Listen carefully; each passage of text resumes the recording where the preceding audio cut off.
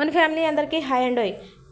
ఉలవచారు కోడిగుడ్డు ఎలా చేశానంటే, రోట్లో అరస్పూన్ ధనియాలు, అరస్పూన్ జీలకర్ర వేసేసి కొద్దిసేపు ఇలా నూరుకున్న తర్వాత చిన్న అల్లం ముక్క వేసి దంచాను.